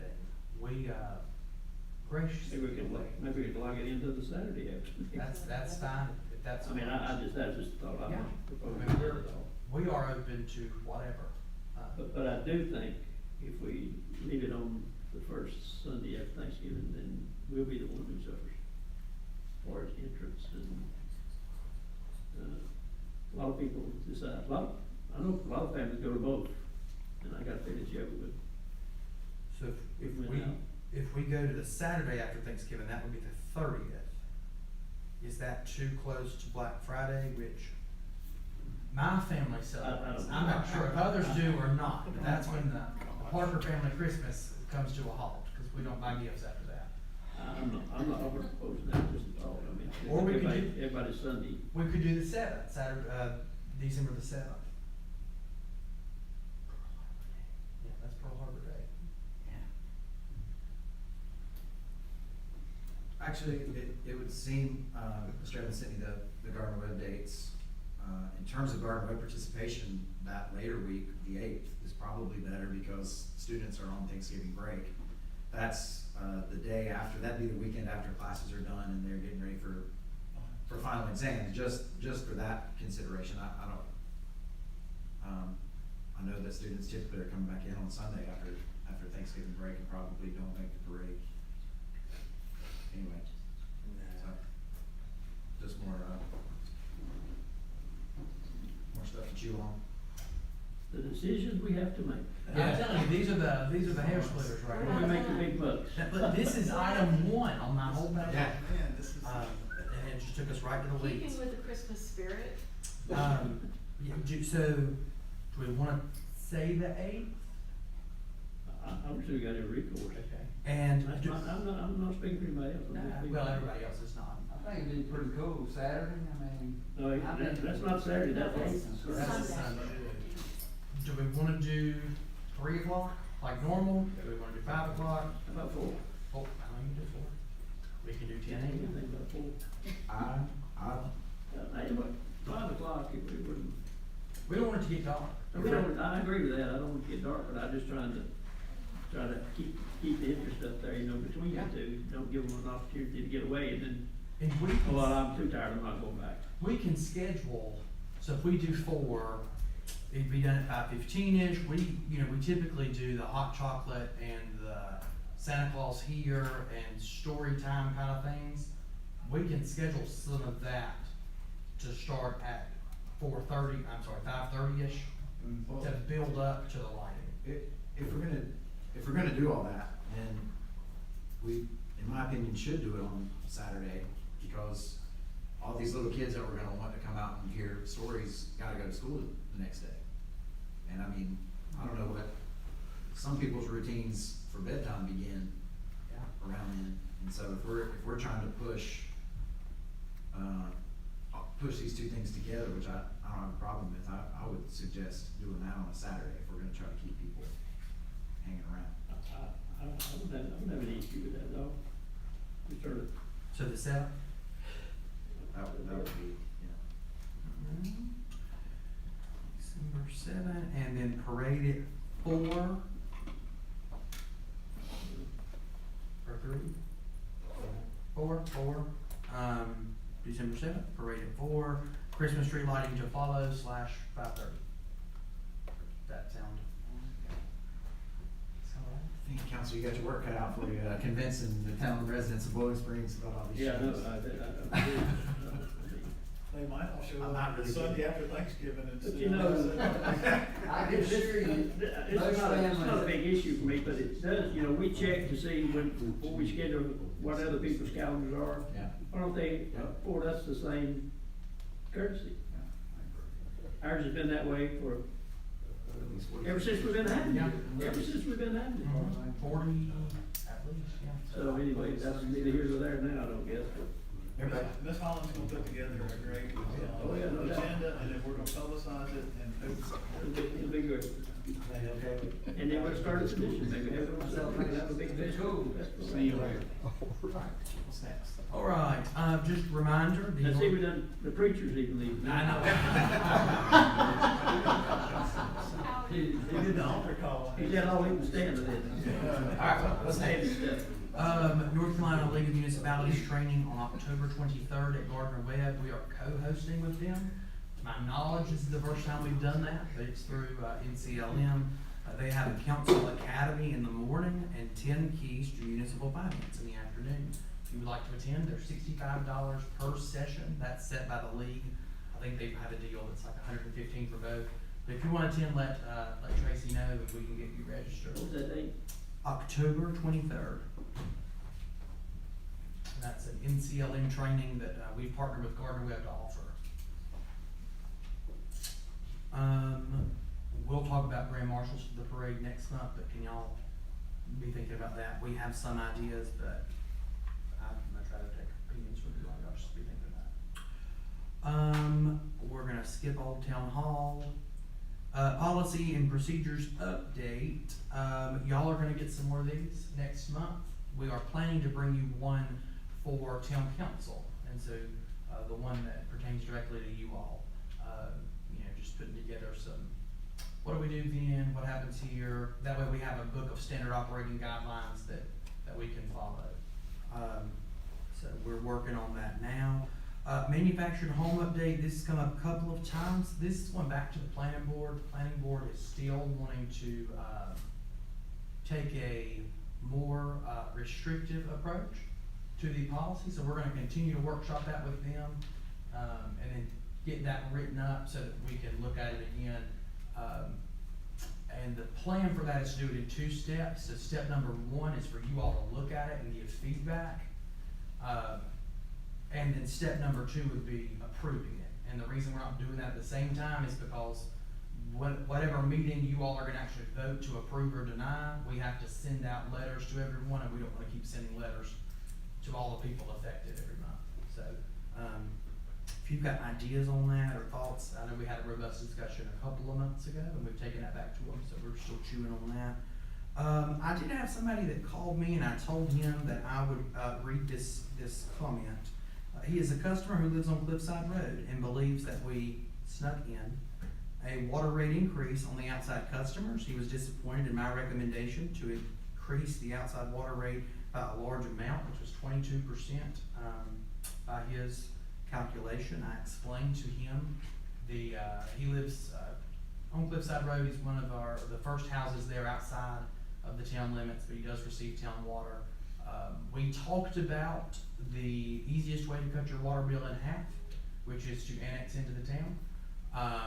That was not an item of particular interest to him, but he did ask me to share that all with you, and so I told him that I would. We spent an hour and 5 minutes on the phone while I was being informed how I don't know anything about water, which is fine, because that's, maybe true. Election day, reminding each of you that we had discussed this, so we're likely gonna close the town hall for business that day. And so then that will allow the Board of Elections staff to use the lobby area so that they keep, if you ever come to vote here and you had to wait, it does get kind of cramped pretty quickly. So we're gonna, I'm working with CCBOE and the chief judges for the election to see if we can have them expand some of this out into the lobby. That way you're not filing single file into the hallway and it getting so clustered up. So we worked on that. We're gonna have subsequent meetings with them, but wanted to make sure that was still okay with everyone. No vote required, just making sure nobody had any issues there. Reminder about early voting, and you all have this in your folder. You got the schedule. The town hall will be used as an early voting polling site. So they will be in here from October 17th. Is that right? I'm going off memory now. And so they will be in this room from October 17th. Let's see here. We have a town council meeting scheduled for election night. And I do need a motion, because I assume we don't want to meet in here while elections are going on. Well, we may, thought it'd be interesting, but I assume that you all would want to just delay it by a week, which is typically what we do, but I will need a motion to do that. So that'll be the 12th. Yes, sir, the 12th at 6:30. Is there a motion to move the November council meeting to the 12th at 6:30? So moved. All right, motion from Councilman Wood, is there a second? Second. From Councilman Thomas, the second. Any other questions or discussions? All those in favor say aye. Aye. Likewise opposed. There you go. We spoke, I got two more things. We spoke, sometime, several months ago, about the possibility of having a dog park at the Broad River Greenway, or in town. That conversation has evolved. We've got a Girl Scout who's going for her Gold Award. She's interested in writing the necessary grant documents for us to set up potentially at the Broad River Greenway.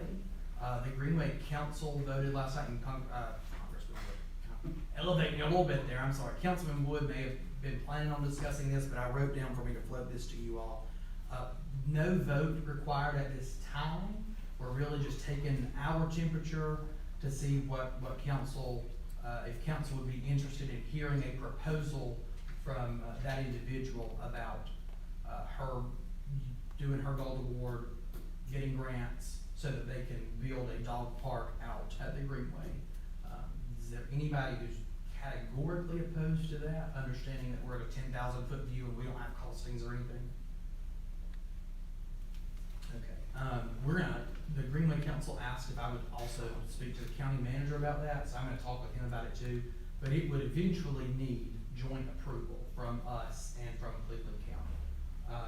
But it would, right now they're planning on it being on the south side, which is the side that, where we have, the last 3 incidents at the Greenway have occurred on the south side.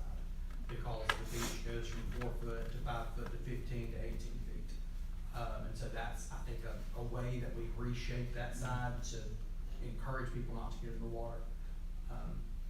So any questions on that? More details to come, renderings, everything else. All right. We have Marty Vonix. Yes, okay. Marty Vonix here, and Marty's right here on the front, and he is from Rockford, Illinois. He is on loan to us from the International Council on Economic Development. And he's shadowing this week to assist, help guide me through economic development, what economic development may look like in Boiling Springs. And he's gonna write up an economic development plan for the town, and I'll obviously share that with you all. But we have done a Fast and Furious tour. His flight was delayed yesterday due to weather, so today was Fast and Furious tour, and then we will continue that tomorrow, ending at Gardner Webb with Mr. Evans. And so, looking at the full scale of economic development, so commercial, retail, industrial, but also residential growth. What types of residential growth, where does that go, and how does that affect the full gamut of things? So he brings 35 years worth of experience, and we're extremely glad to have him. And with that, Mr. Mayor, I conclude my remarks. Thank you, sir. All right, I've kind of randomized them as best I can, so Councilman Thomas? All right, I'm first up. Wow. Yeah. Well, no, thank you to all the different people who presented tonight. It's been a really good night and good discussions. And it's really centered around community. I've heard that so many times, community. So I wanted to just touch base again on this November 5th date. I know that my office in Gastonia is right beside the Board of Elections, so we have an incident action plan in place beginning early October about traffic, about site security, and I know generally they have an election official that deals with some of this stuff. But this year we've had to beef it up with the idea that we're gonna have a lot of people on election day and all those other dates leading up. So do we have an instant action plan sort of in place here? Is that something we need to consider? Because there's only really one way in, one way out here, and it could get very difficult on November 5th. We do not have a written IEP. We have the bones of an IEP, but we also, that has been an ongoing topic of discussion and coordination between Boiling Springs Police Department, Cleveland County Sheriff, and the Board of Elections. And we are actually gonna host them on site multiple days in August and September, because we wanna get all of that worked out before early voting begins. And so while the front is closed, PD will definitely be here. And that's something that's been in the front of our minds. I mean, because that significantly impairs our operations Yeah. and our ability to respond, and even with opposing political views, I mean, it could really get sort of contested with traffic and everything else. Yes. And just thank you to Rhonda and you guys for the financial packages. I know it takes a lot of hard work putting all these things together and looking at policy, and I think you hit the mark on that, so thank you. That's all I've got. All right, thank you, sir. Councilman Wood? I had a resident in High Point concerned about the low water pressure. And Mike's not here to address it tonight, but I'm putting it out on record. My joke always is, there's a reason they call it High Point. No, not really. Because somebody else had mentioned that. I think it was maybe Alan McWhorter said that one time. There's a reason they call it High Point, Alan. No, we can definitely look into that. If you can you not in the public forum, but at a later date, give me their name or address, and we can actually send the guys out to look at the water meter? Sure. Unless you, I don't know if you wanna put them out here to the general. I'll give it to you. That's fine. I'll send it to you. Thank you. We can usually tell if there's a water main break in town, in our neighborhood, just something about the elevations, it's. Yeah. it is- They came over and checked mine. Well, I gave them permission to, but they checked mine as well. I mean, it's like 40, 42. I don't know what an average water pressure to a house should be. That's not, I don't do water in pipes, but. I don't either, and I have some, Mike is not here, so he's not here to keep me on my leash and make sure I'm not saying things, so I probably don't need to comment, but I'm going to. I think if there's some additional loops we need to install, because, you know, there's that lower portion of East Homestead that doesn't have a pipe on it at all. And that's right near High Point. And I think, so, you know, it goes to the center of town and then back up to High. So, I believe that is the type of, you know, adding those pipes would naturally increase your pressure, because that is right there at you all. And that's something we're looking for grant funding to do. Because if it will add new water customers, then we can apply for grant funding. So I Okay. can make sure that it's gonna add new customers. So we just keep it on the radar, and if Yes, there sir. are opportunities like that, we certainly appreciate it. Thank you, that's all I had. Councilman Green? Just one thing I'd like to echo, Councilman Thomas's remarks to the financial staff. I know that that's a difficult process, having been there before. And I think they do a tremendous job, and I think we need to build them up all we can, because I'm sure any complaints come in, they get those too. But, the only other thing, we had an MPO meeting, last week, and one thing that I don't know why, but it's interesting to me that there's also another group that's called Connect Beyond. It's all the MPOs in the area that are meeting together, and what they're looking at is connecting transportation throughout the whole region, Charlotte, Lake Norman, Lake Wiley area, Kings Mountain, Gastonia, Lincoln. And one of we had a presentation from a guy that's, working with the rail transportation. And they're actually looking at a rail from Gastonia to Kings Mountain. You know, we had a request, I think maybe from Garden Web a while back about, if we ever consider having a bus route, which, that's what they're talking about here, is how can we connect? And I just thought, would it be neat if somebody could catch a bus here, go to Shelby, Gastonia, or go to Kings Mountain, catch a light rail, go to the airport, go to Charlotte. And apparently there's a lot of grant money for the rail. So they're moving, so this project is actually moving ahead with federal grant dollars. So, when somebody first mentioned the bus route, yeah, right, we need a bus route, but, maybe we do. I would dare say that there's a large percentage of the Garden Grove students who do not have cars. Would that be correct? Would you think? It'd probably surprise you how many don't. I mentioned that, somebody said, well, how many do you think? I said, I wouldn't be surprised if it's 25 to 40%, at least 25% of them do not have cars.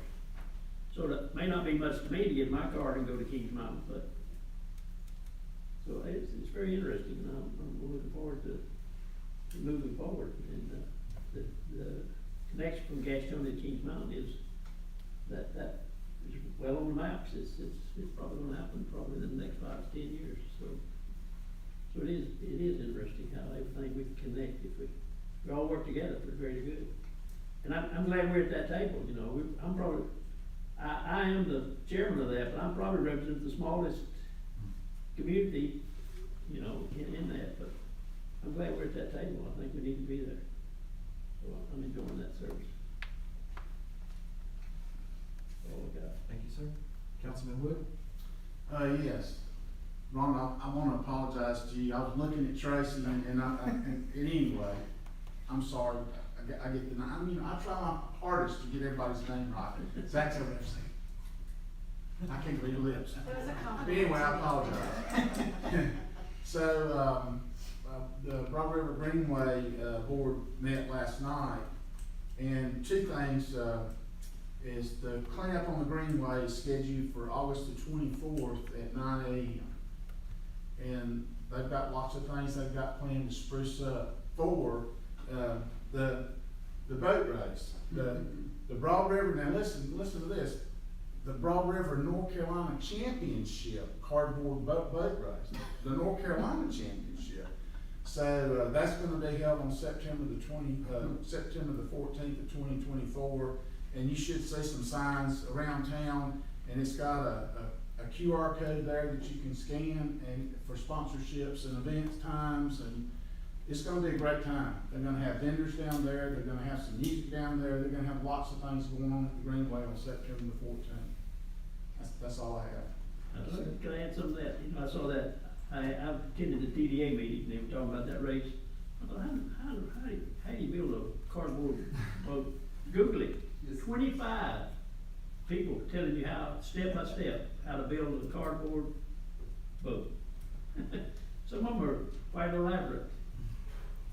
My wife said, let's do it. I said, call a friend. But it's gonna be, I think it's kind of intriguing, really. Yeah, they've cleaned out space down by the river, it's gonna be in shade, so a lot of the things that's gonna be set up is gonna be out of the hot sun. And they're really, really excited this year about the event, really excited. Yeah. Councilman Ellis? Where are we with the town entrance?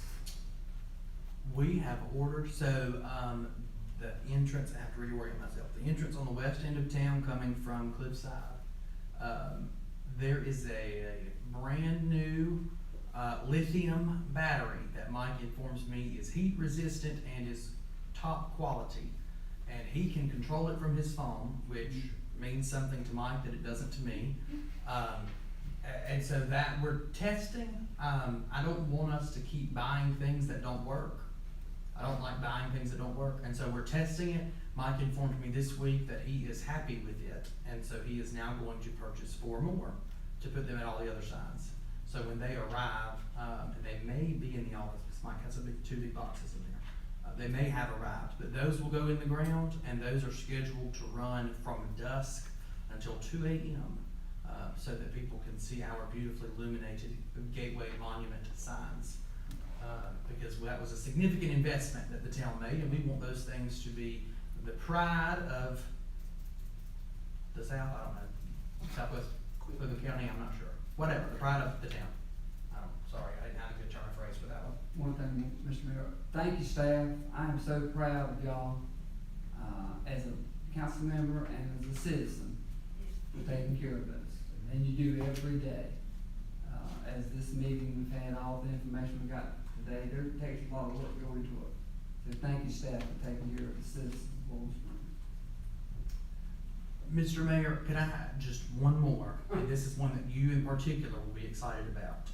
We did receive our final quote today from AT&T for the grant document that Isaac and I are preparing to relocate and remove the signs, the communication lines and power poles at the intersection.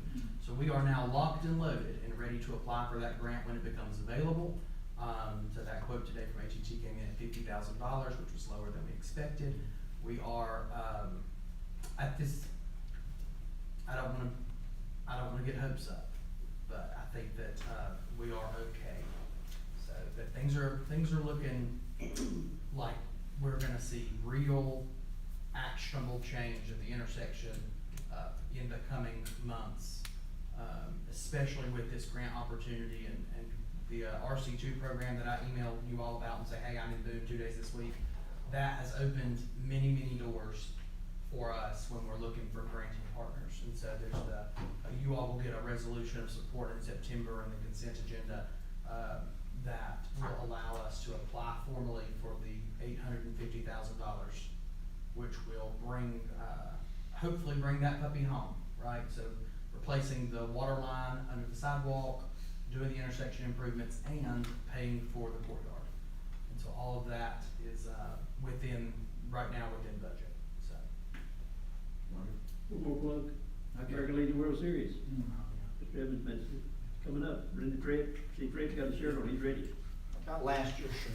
Yeah, last year's shirt. It is, it's an exciting time, for the area, and I'm sure, I think the town will see some traffic. We do, the hotel books out, so we'll see some occupancy tax too. Yeah. So I know the students are returning, do we have Gardner Webb flags that we normally put out, or we usually do anything? We do. Is that in works and we're set to get that up and make it look good? Tracy compares the town calendar, the Gardner Webb calendar, so town calendar, regular holidays, the American flags, the town calendar, the Gardner Webb calendar for Gardner Webb flags, and the Crest High School calendar for Crest flags. And it puts all of that information in Asset Essentials, so it alerts Mike's guys when whatever flags need to go up. On top of it. So we have, the schedule is set for, flags for Gardner Webb to be flying for the banners for a couple of days, the first couple of days, and then transition to Crest High School for theirs, and we go back and forth. Great. It's very busy few months. Look at my notes over here. I'm sorry, go ahead, Mr. Mayor, sorry. I was gonna wait a second, anybody? got one thing, you got the monopole picked out. So, You don't have to answer. I sent a picture of a monopole to somebody. Was it you? No, you showed it to me. I showed Ron I sent it to the traffic engineer and said, this is a monopole that you told me could not be done, and here one is at Caroline Beach. So, don't tell me it can't be done. And then I found one in Pigeon Forge. Yeah, I got one from the former town manager. I think it was at Carolina. It was the Beach. Carolina Beach one, so I'll address that. Don't you worry, because he sent it to me. So, don't you worry. We'll Well, I fix sent that. him the one that I know where it is in Marion. In Marion? Yeah. Okay, well, I've not seen it. I did take a picture of a black powder-coated monopole in Pigeon Forge, because they said it could not be done, and so that was confusing to me. But Okay, Mr. Mayor, thank you. Mr. Mayor, you got anything? Sure enough, I'm over adjourned. I'm gonna say a bunch of things and then I'm gonna wait and I'm gonna add a couple more. In all seriousness, I want to express condolences to, the family of Chris Melton. Chris passed away a day or two ago. He was a mentor and coach to hundreds of kids at Crest Middle School for a lot of years. He was a representative of what this community is, which is we are an education community. I walked in for my 21st year of teaching at Crest High School this morning, and I got butterflies just like I do every single year. I was even more nervous for day one of being a tennis coach. I had no idea what I was doing with that. But yeah, the flags will be flying soon. The heartbeat of the town, I just feel it every single year when I'm walking around. I begin to see students start to filter in, and soccer players are out there, and then the football stadium gets packed. Gardner-Webb is regionally and nationally ranked in so many areas. Crest High School is the #1 school in the county again this year. Our middle school is great. Our elementary schools are the best around. And it's because our community supports our kids. It's because when we have 2-hour, council meetings, the things that we're going on about are community gardens and how do we protect small businesses and Gardner-Webb students. And it's our schools, it's our youth sports. So I really do appreciate what all of you do and what all of you mean for the community. It's a great gig to get to be mayor of this town where so many people care about our kids. Is there a motion to adjourn? I think we should stay there. Yeah, I'm sure you did. I should go adjourn. All right, but second, all those in favor say aye. Aye. Thank you all. One more thing.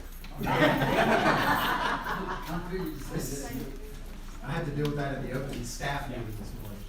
You got your bill up. Oh, I turned around looking for Nathan, and I walked out. Everybody back here did it. You're not Nathan. Everybody back here did that. Like it's Let's make everything On the front balance, or we were having everything, saying the finance. Not really need a motion. Great Lakes. There'll be no further business coming to the body out there. tomorrow.